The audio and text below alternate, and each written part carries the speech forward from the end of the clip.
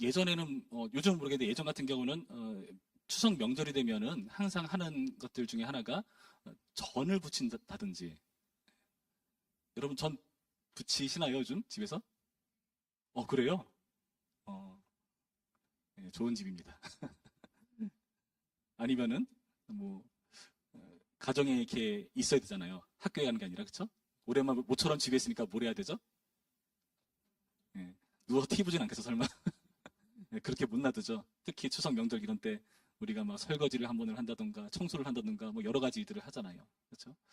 어, 저는 어릴 때 불만이 집에서 빨래를 이렇게 널잖아요. 그러니까 빨래를 하고 나서 빨래를 이렇게 넣는데 빨래 넣을 때 항상 우리 누나가 없어.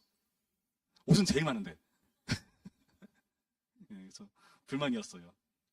근데 우리 어머니 말씀, 너네 누나는 시집 가면 이제 죽어라 할 거다. 그러니까 응? 네가 좀 고생해라 이렇게 하시면서 열심히 빨래를 널었던 기억이 납니다. 명절에도 어떤 사람은 전을 부치지만 어떤 사람은 얄밉게 누워서 TV를 보고 앉아 있고, 그렇죠? 여러 가지 우리를 열받게 하는 것들은 항상 존재하는 것 같아요. 우리가 언제 화가 나고 언제 불평불만합니까?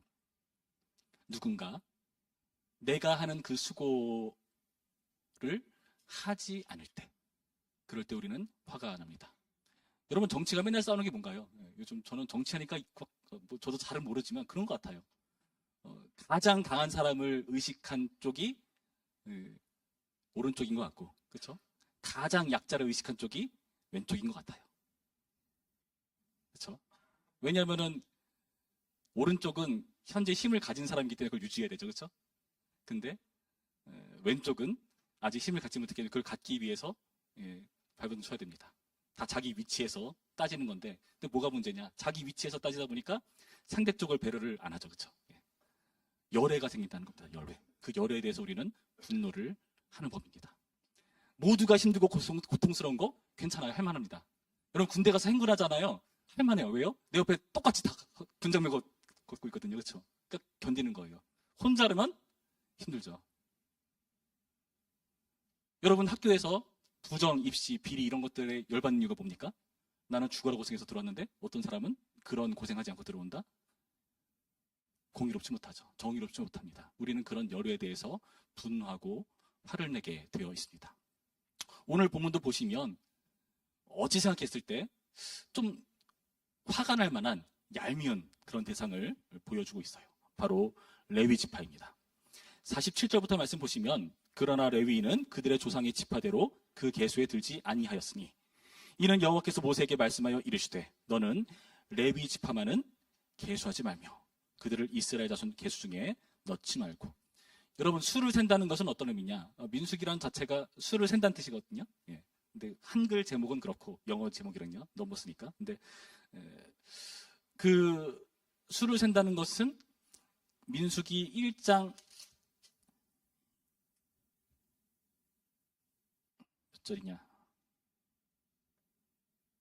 예, 3절을 보시면 이스라엘 중 20세 이상으로 싸움에 나갈 만한 모든 자를 너와 아론은 그 지형별로 계수하되입니다. 그러니까 어떤 사람들을 세고 있는 거예요? 숫자를 세는 건 무슨 의미죠? 전쟁을 감당할 만한 사람을 뽑는 겁니다. 군대 갈 만한 사람을 뽑는 거예요. 그렇죠? 그런 사람을 지금 세고 있는 건데 누구만 예외되고 있습니까? 레위 지파. 요즘 같으면 난리가 나죠. 레위 지파는 이상하게 이 상황에서 열외가 되고 있어요. 더욱이 모든 이스라엘 자손을 계수하고 있습니다. 무슨 의미입니까? 전쟁이라는 것은 정말 수많은 사람들이 발벗고 나서야 모든 사람이 참여해야 감당할 만한 그런 큰 일이라는 거예요. 그만큼 위험한 일이라는 건데 그런 위험한 일에 레위 지파만 쏙 빠져 있다? 이스라엘 다른 자손들 입장에서는 다른 지파들 입장에서는 조금 억울하고 화가 날 만한 그런 일이 아닌가 생각이 됩니다. 그런데 왜 이 레위 지파가 열외되었는가? 50절부터의 말씀 보시면 우리가 이제 레위 지파가 그 대신에 어떤 일을 하는가를 좀 살펴볼 수 있거든요. 그거를 살펴보면서 우리가 좀 그 이유를 좀 되새길 필요가 있습니다. 50절부터 말씀 보시면 이렇게 되어 있습니다. 그들에게 증거의 성막과 그 모든 기구와 그 모든 부속품을 관리하게 하라. 어떤 일을 하죠? 성막과 관련된 물품들을 관리하는 일을 합니다. 구체적으로 그들은 그 성막과 그 모든 기구를 운반하며 거기서 봉사하며 성막 주위에 진을 칠지며, 크게 세 가지 일을 합니다. 운반하고 봉사하고 진을 치는 일. 그러니까 첫 번째 운반하는 일은 어떤 거냐? 51절 볼까요? 성막을 운반할 때에는 레위인이 그것을 걷고 성막을 세울 때에는 레위인이 그것을 세울 것이요. 그러니까 운반할 때 잘 들고 옮기다가 세우고 걷는 일을 레위인이 하는 겁니다. 그렇다 쳐요. 그리고 진을 칩니다. 52절 말씀 볼까요? 이스라엘 자손은 막사를 치되 그 진영별로 각각 그 진영과 궁 곁에 칠 것이나 레위인은 증거의 성막 사방에 진을 쳐서. 어떻게 되어 있습니까? 진영별로 다른 사람들 다 진을 치는데 레위 지파만은 그 성막 사방에 진을 칩니다. 그러니까 성막 주위를 둘러싸는 거예요. 53절 말씀 뒷부분 보시면 레위인은 증거의 성막에 대한 책임을 지킬지니라. 여기서 책임이라는 것은 경계한다, 망을 본다, 감시한다, 그런 의미가 있어요. 봉사하는 일을 나름 하고 있는 겁니다. 여러분, 나름대로 까다로운 일이긴 한데 이게 전쟁의 열외될 만큼 중요한 일인가? 오늘 본문 보시면은 그게 그만큼 중요한 일이라는 것을 우리에게 보여주고 있어요. 아니 도대체 운반하고 진을 치고 봉사하는 게 뭐가 어떻길래? 51절 뒷부분에 이렇게 되어 있습니다. 운반할 때 이렇게 해야 된다 되어 있어요. 외인이 가까이 오면 죽일지며. 여기서 죽인다는 표현은 레위인이 죽여라 하는 그런 명령처럼 번역이 되어 있지만 원래의 의미는 그게 아니라 죽임을 당한다라는 수동적인 의미입니다. 그러니까 하나님께서 치시는 거예요. 그러니까 운반할 때 레위 지파가 운반해야 되는 이유는 뭐라고요? 그들이 그 성막을 함부로 다루지 못하도록, 가까이 오지 못하도록 레위 지파가 대신 치는 겁니다. 위험한 하나님을 전제한 행동이라는 거죠. 53절 레위인은 증거의 성막 사방에 진을 쳐서 이스라엘 자손의 회중 중에 진노가 임하지 않게 할 것이라. 진노가 임하지 않게 하기 위해서 레위 지파가 마치 그 주변을 둘러싼 못 들어오게 막는 그런 역할을 하고 있는 것처럼 우리 가운데 묘사합니다. 뭡니까? 모두가 이렇게 관리하는 이유가 위험한 하나님을 전제하고 있더라. 전쟁만 위험한 게 아니라 하나님은 그보다 훨씬 더 위험한 분이시다는 것을 우리 가운데 보여주고 있어요. 여러분, 하나님은 왜 위험한 분이실까요? 하나님 좋은 분 아닙니까?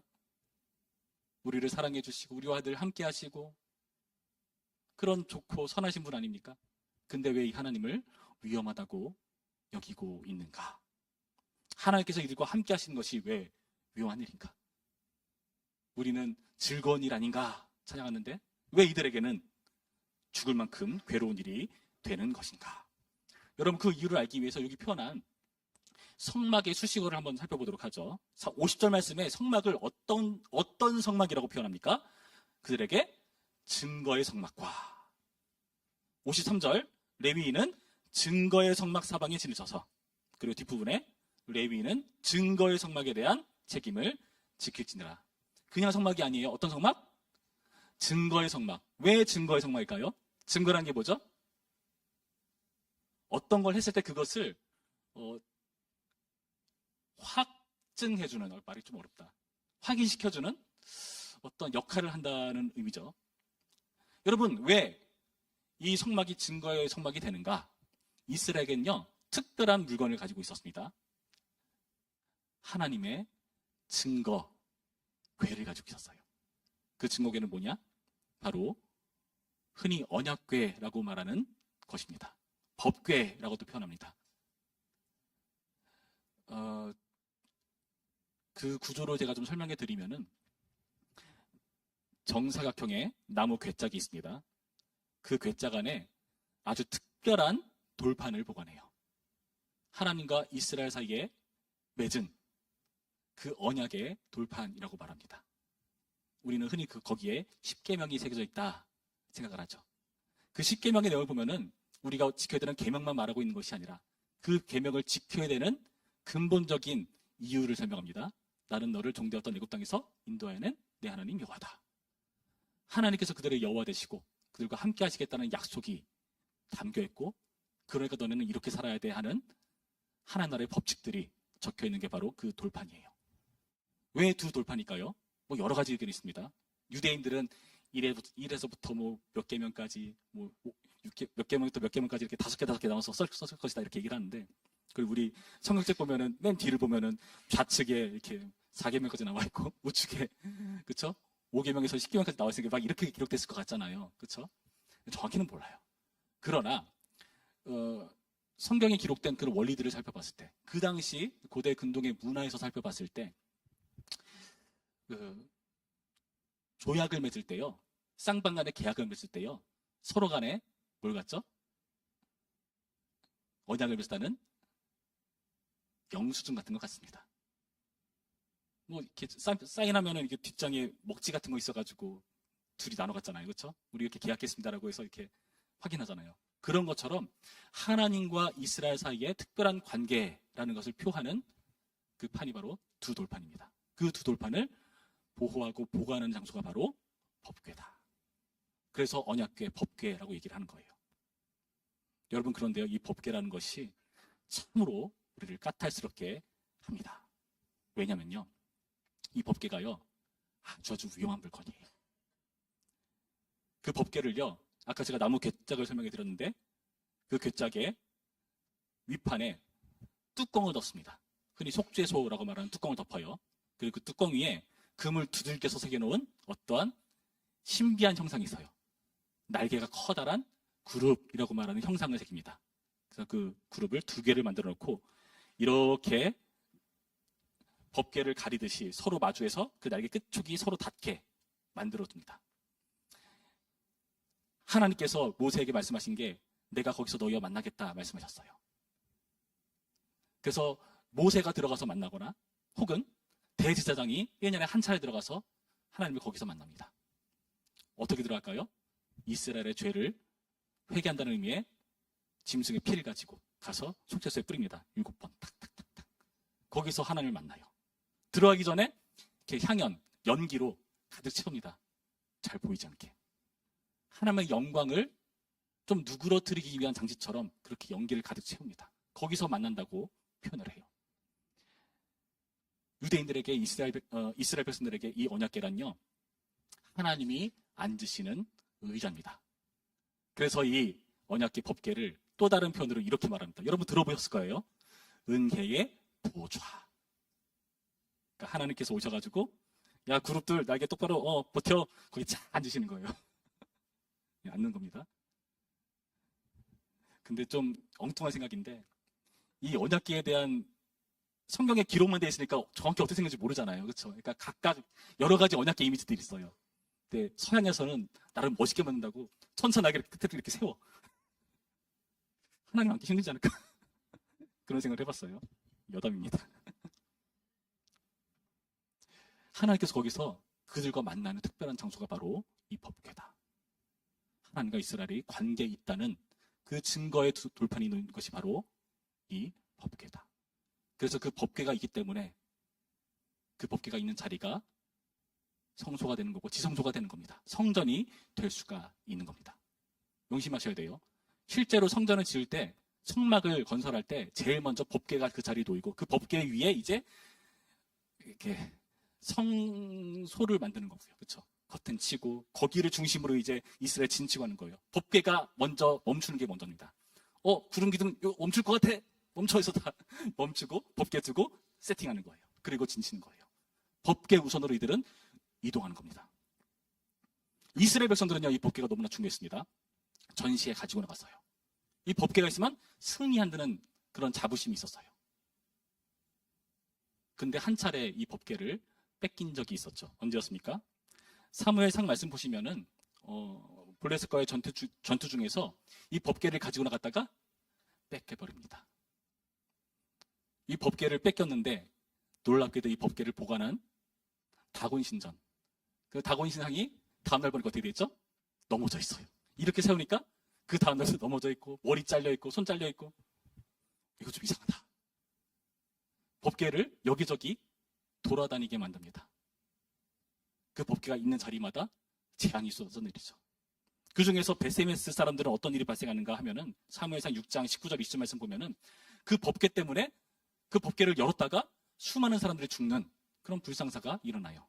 블레셋이 안 되겠다. 다시 돌려보내자 하고 법궤를 돌려줍니다. 근데 이스라엘도 그 법궤를 손쉽게 못 가져가요. 왜일까요? 사무엘 하 말씀 보니까 여러분 잘 아는 말씀이에요. 다윗이 가지고 오려고 했어요.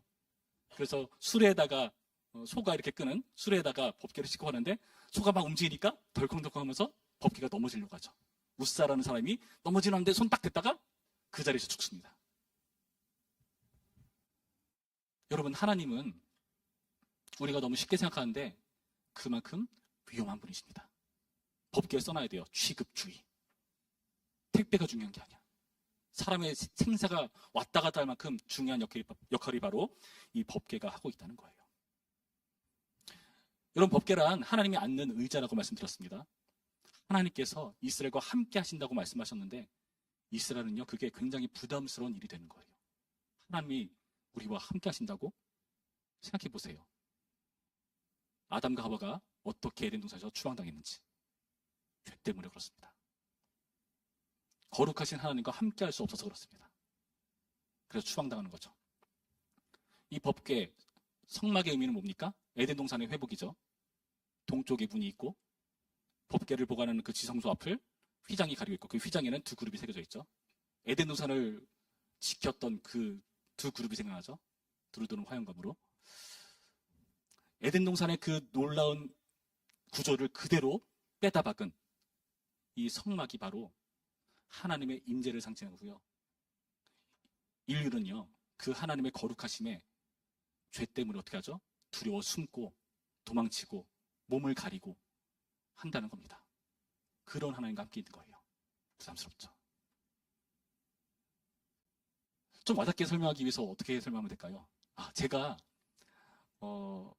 진호 형제 집에 놀러 갔어요. 진호 형제 평소에 집에서 어떻게 옷을 입고 있을까요? 한번 상상해 봅시다. 우리가 알지 못하는 굉장히 자유로운 차림으로 입고 있을지도 몰라요. 그렇죠? 근데 내가 여기 집 마음에 든다. 나 여기서 잘래. 하면은 진호 형제 그때부터 불편해지는 거예요. 그렇죠? 괜히 더 의식하게 되고 옷을 신경 써야 되고 하나님께서 함께 하신다는 것은 굉장히 부담스러운 일인 겁니다. 죄인된 우리에게 말이죠. 여러분, 근데 우리는 어째서 이렇게 위험한 하나님을 위험하지 않게 여기게 되었습니까? 오히려 하나님과 함께 한다는 것을 기쁘다고 찬양하게 되었습니까?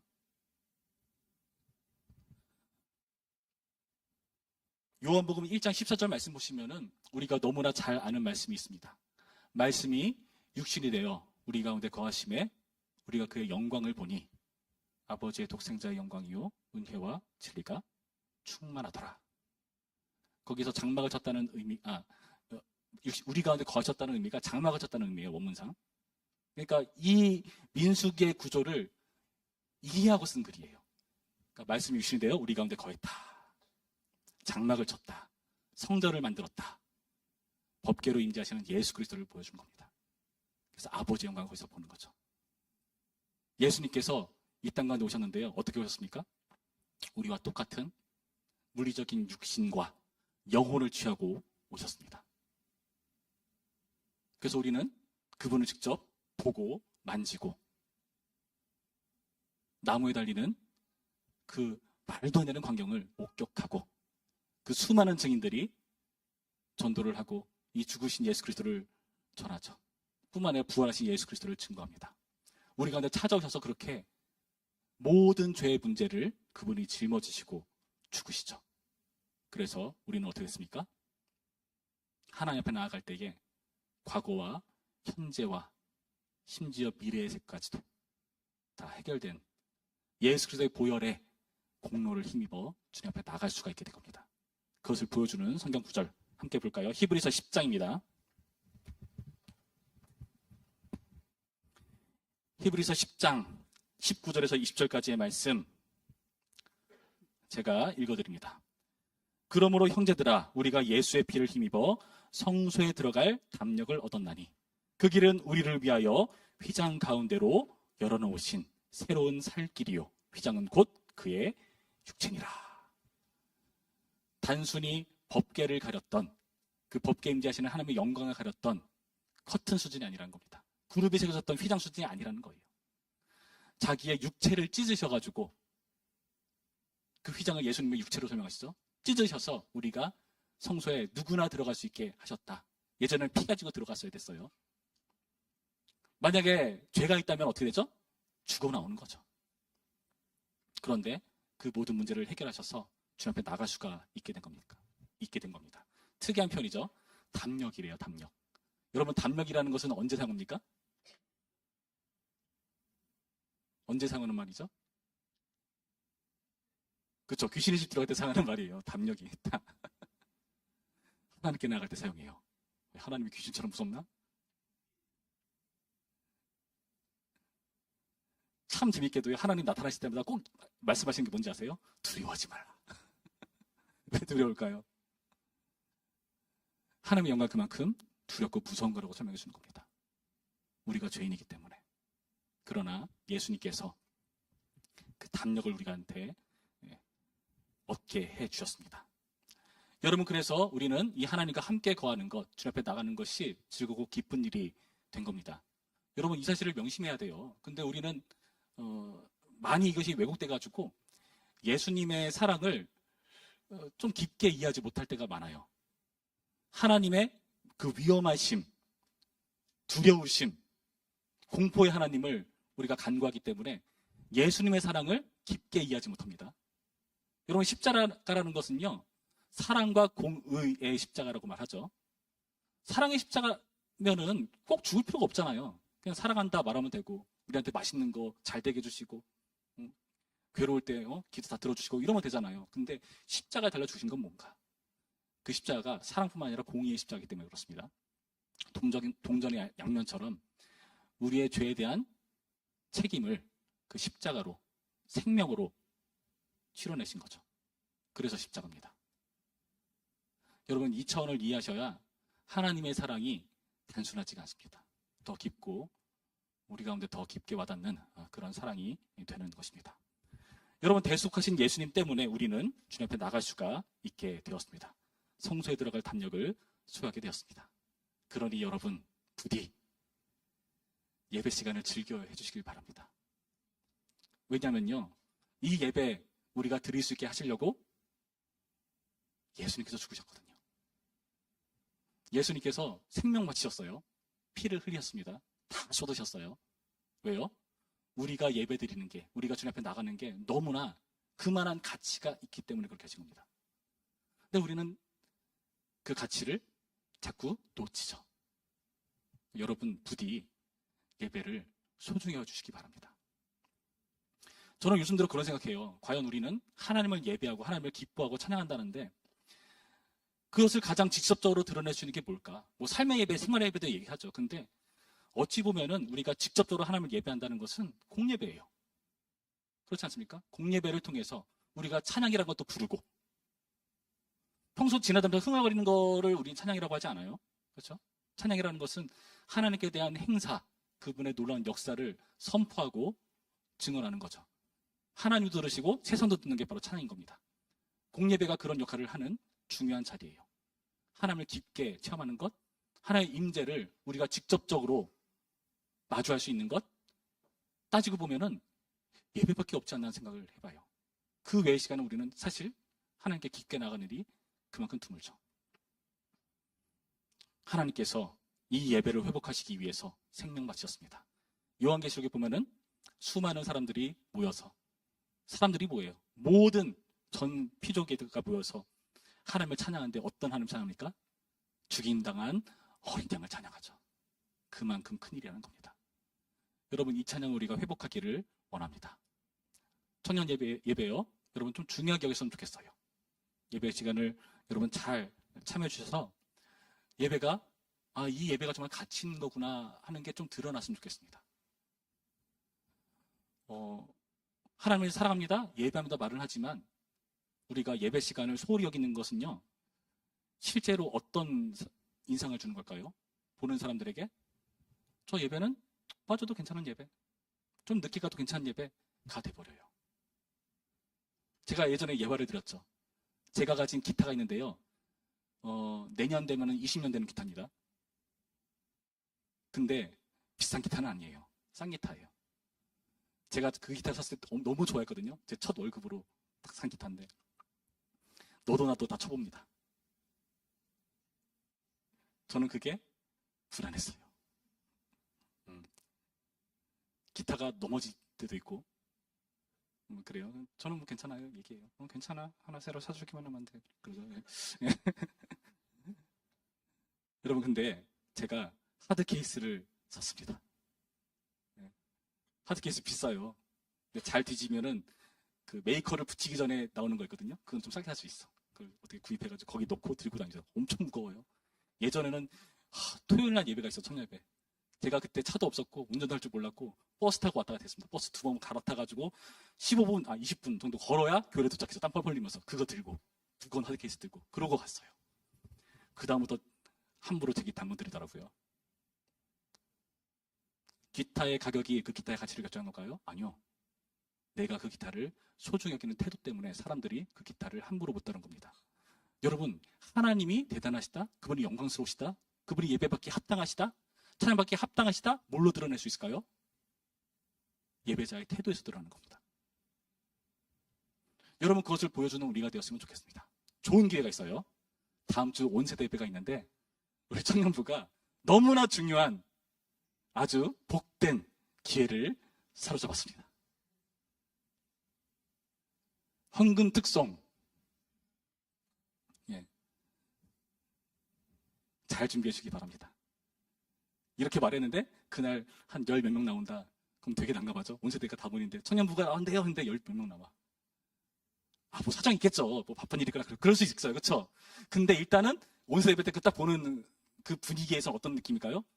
청년부가 예배를 별로 중요하게 여기지 않네. 그거 보여주는 거예요. 보여주는 거 중요합니다. 보여주는 게 중요해요. 보여지는 거 외에는 우리는 표현할 길이 없어요. 꼭 말로 해 살아요? 사랑한다고 꼭 말로 해야 돼요? 말로 안 하면 몰라요. 찬양은요, 들리는 겁니다. 하나님께 그리고 세상을 향해서 보여주시기 바랍니다. 기대하겠습니다. 적어도 여기 있는 사람 다 나와야 돼요. 오늘 말씀을 통해서 하나님과 함께하는 가치를 되살리는 우리가 되었으면 좋겠습니다. 말씀을 통해서 주님을 진짜 예배하는 것을 기뻐하는 우리가 되었으면 좋겠습니다. 위험한 하나님을 예배하게 된 이 기회를 우리가 놓치지 않았으면 좋겠습니다. 예배의 가치는 예수 그리스도의 피값으로 회복된 가치라는 것을 명심하는 오늘의 말씀이기를 주님의 이름으로 축원합니다.